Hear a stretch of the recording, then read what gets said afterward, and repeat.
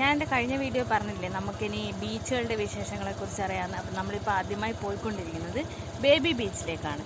Okay, അപ്പം നമുക്ക് baby ബീച്ചിലോട്ട് പോവാം.